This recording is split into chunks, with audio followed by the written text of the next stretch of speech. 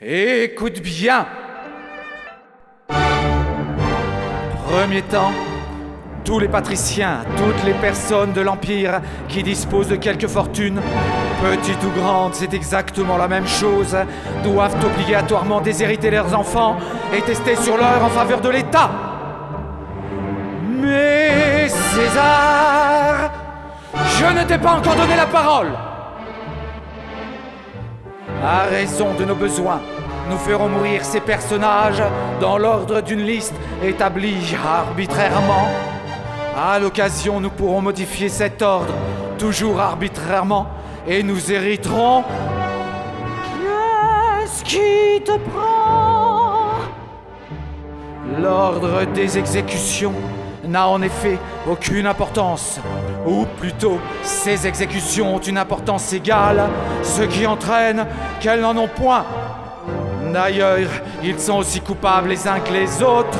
Notez qu'il n'est pas plus immoral de voler directement les citoyens que de glisser des taxes indirectes dans le prix de denrées dont ils ne peuvent se passer. Gouverner, c'est voler. Tout le monde le sait. Mais il y a la manière. Pour moi, je volerai. Franchement, ça vous changera des gagnes petits. Tu exécuteras ces ordres sans délai. Les testaments seront signés dans la soirée par tous les habitants de Rome.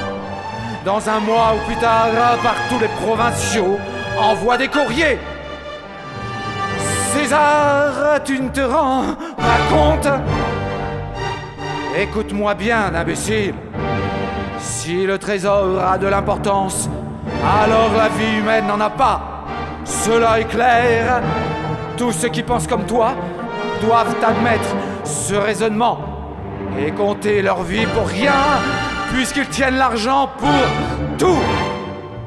Au demeurant, moi, j'ai décidé d'être logique, et puisque j'ai le pouvoir, vous allez voir ce que la logique va vous coûter.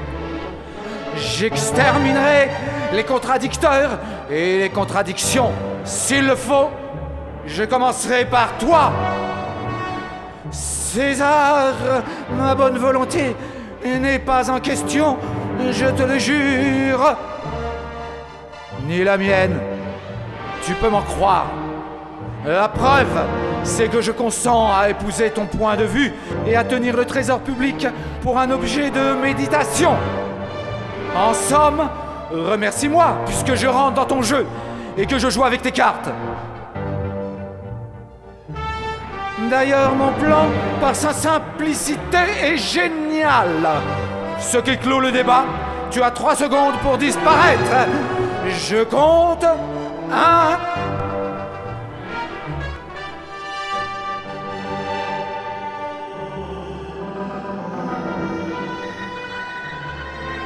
Je te reconnais mal.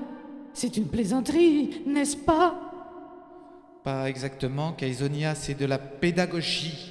Ce n'est pas possible, Caius. Justement.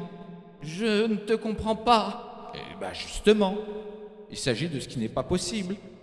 Ou plutôt, il s'agit de rendre possible ce qu'il ne l'est pas. Mais c'est un jeu qui n'a pas de limite. C'est la récréation d'un fou. Non, Scipion. C'est la vertu d'un empereur. Je viens de comprendre enfin l'utilité du pouvoir. Il donne ses chances à l'impossible. Aujourd'hui, et pour tout le temps qui va venir, la liberté n'a plus de frontières. Je ne sais pas s'il faut s'en réjouir, Caius. Je ne sais pas non plus. Mais je suppose qu'il faut en vivre. J'ai appris ton retour. Je fais des vœux pour ta santé. Ma santé te remercie. Va-t'en, Chéria, je ne veux pas te voir. Je suis surpris, Caius. Ne sois pas surpris, je n'aime pas les littérateurs et je ne peux supporter leurs mensonges.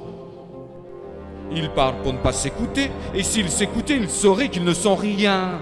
Ils ne pourraient plus parler. Allez, rompez. J'ai horreur des faux témoins.